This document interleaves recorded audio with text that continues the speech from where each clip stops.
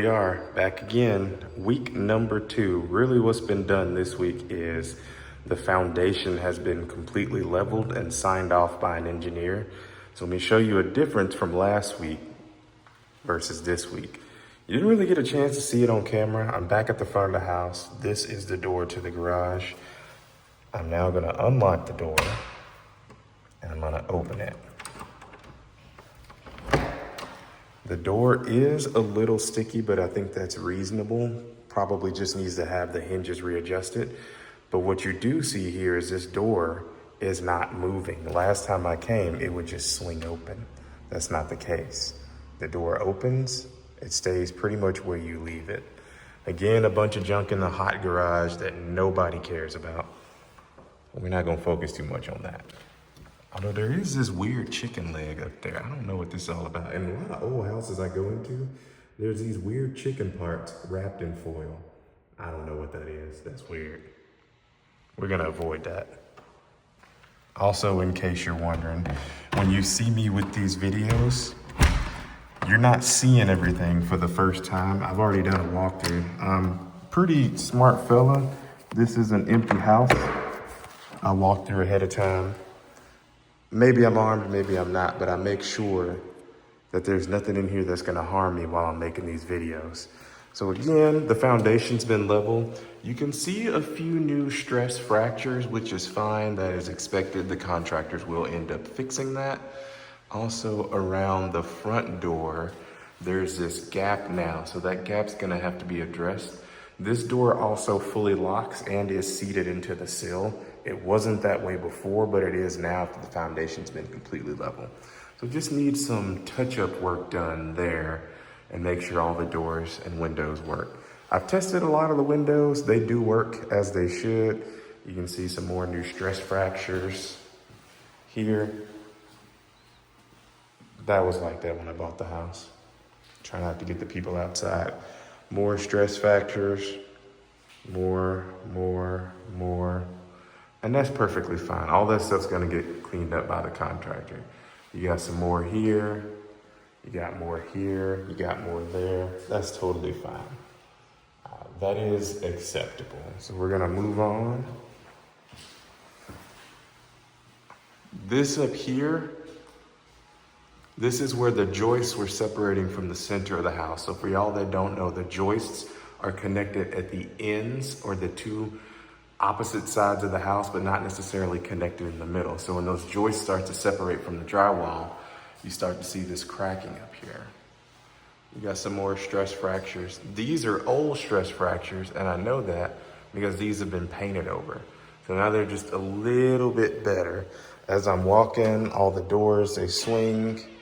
Again, another door that didn't quite close right, but it closes right this time.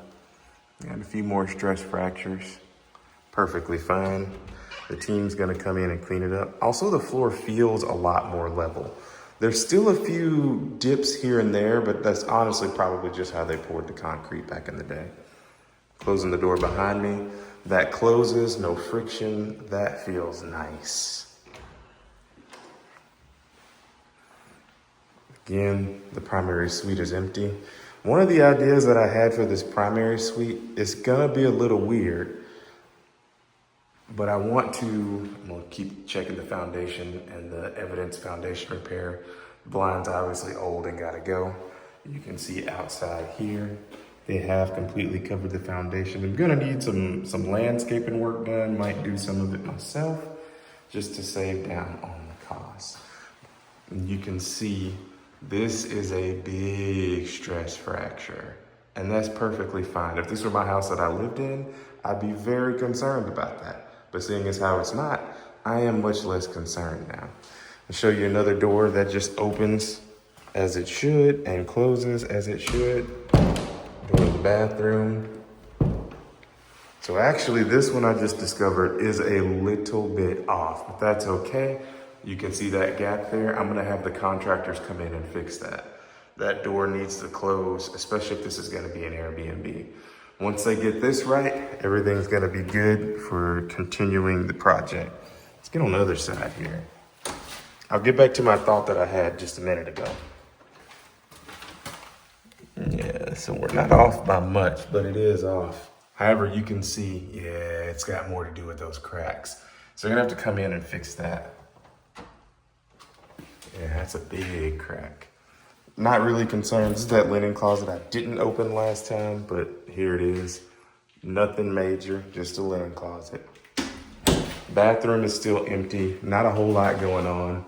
That fracture was there before. As you can tell, it's been painted over.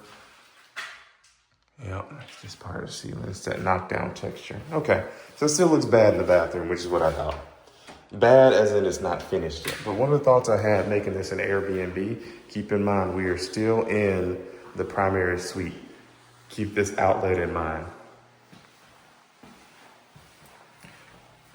Something that looks super ghetto when you walk in any house is you're walking right in, you just get in, and the first thing you see is cables coming out the wall, going up. That will be where your internet service is coming into the house and where your wireless access point sits.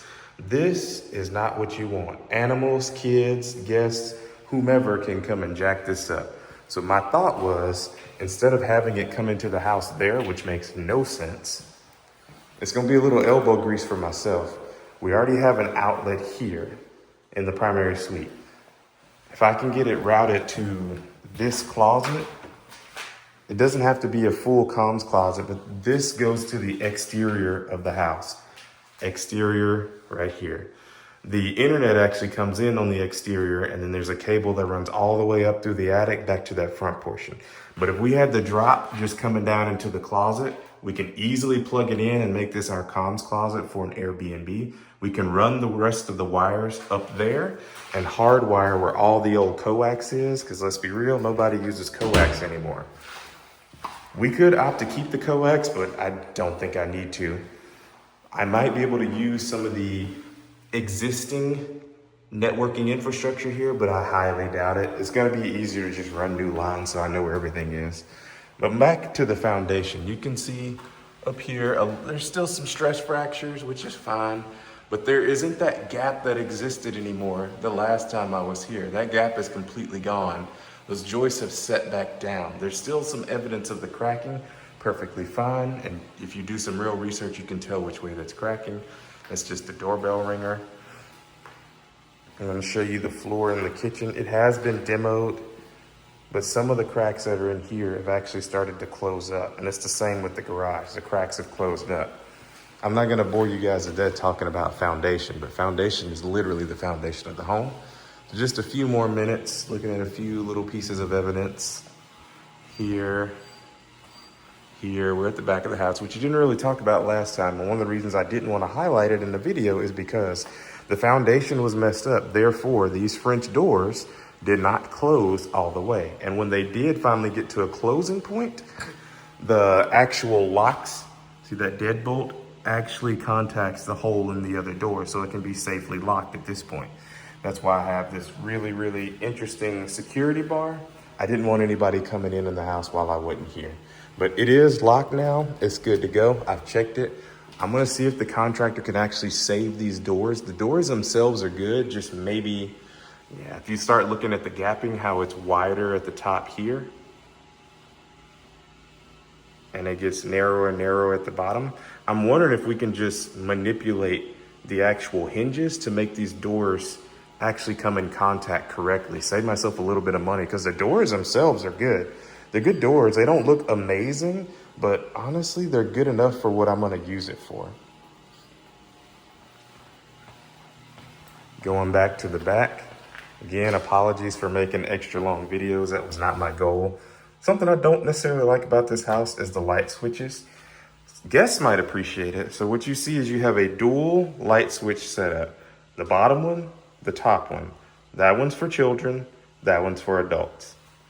When this one is off at the top, the children can still come in and actually manipulate the lights. They could.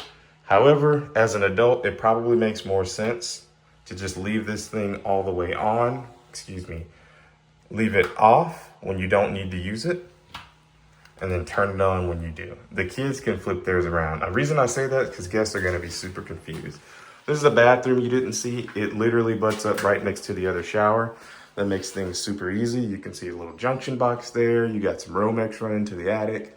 They really did a good job tearing this down. And of course the PEX, which we know was not original to the house. They did do some replumbing in this house. Moving on. Again, apologies for an extra long video, but you got some more foundation cracking, which is perfectly fine. More here. Overall, it just feels more level. When you're by the actual piers themselves, you can feel just a little bit of hump as I'm walking on where the pier is. Just a small hump, but it's not enough for guests to notice because no one should be walking this close to the wall. You can see a lot of the cracks have started to seal up. The contractors are going to come in next week and frame down these closet doors to be sliding closet doors. Get that going. You got that same weird light switch set up. I might have the contractors take that away, but I'm honestly probably going to need it. Someone with children might appreciate it. And yes, I've already cleared these rooms. Let me show you that these doors work.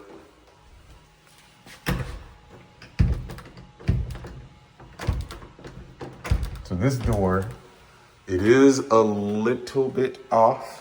But again, this is another thing that can just be fixed by manipulating the hinges. Take a look at the other side. Not trying to make you dizzy. Yeah, it's not super far off. It actually looks like this has been moved before. So realistically, this piece just needs to be moved back to where it originally was in the more northern holes, and this door should line up. This is a product of them probably moving the doors before and not fixing the foundation because it was cheaper. When in all actuality, that's the worst fix you can do. This door, I know it actually does contact correctly, but again, the actual handle just isn't very good. This is the bigger bedroom. The one I told you guys last week would have the queen size bed. Probably still will. Gonna frame this thing off. Either queen or two twins, haven't decided. Whatever makes more sense. And by cents, I mean dollars. Yeah, so it definitely lines up in contacts. Let's see if this has been moved. Yep, this has also been moved before. And bonus, it's been painted over. Even better. That's how you know it's good. This is the one room in the house that will not have sliding doors. This would make a great office. It's probably what I would use it for. Alternatively, what I could do, I'm showing you that door closes, by the way. Alternatively, what I could do is bring in the internet at the back of the house, right here. And then go up through the attic, up over to this closet, and make this a comms closet. That way you're not giving up any space in a primary bedroom. But then if this is gonna be an Airbnb, children could easily mess that up or lock the closet. I don't know if I like that idea. Depending on how the permitting comes out, if this does end up being an Airbnb, I want the guests to be able to use as many of the features of the home as they possibly can. But yep, sorry, I'm getting bothered by a fly. Yep, this door, it closes. This one's good to go. This one looks excellent. I don't like 6-panel doors, but I don't have enough in my budget to change them. Got a lot of scratching down here. Got some peeling and scratching there. Gonna get painted over. But that's it. That's what we got so far. I'm gonna walk back out. Oh, and by the way, I still have no idea how to turn this light or this fan off. It's just on randomly and also off randomly. It's the refrigerator you're here. So that's pretty much it. I'm gonna walk back to the front, call the house secured. I've locked everything, I've checked everything. Double sliding doors, I'm not a fan of, but apparently it was a thing back in the 80s. I don't care for it. This feels like a security vulnerability. Interesting. Yeah, still have the cabinets in. That'll eventually get gotten rid of. That's all I got. That's it. I'm gonna walk back out and lock up and hopefully go pick up my new iPhone accessories. Until next time, peace.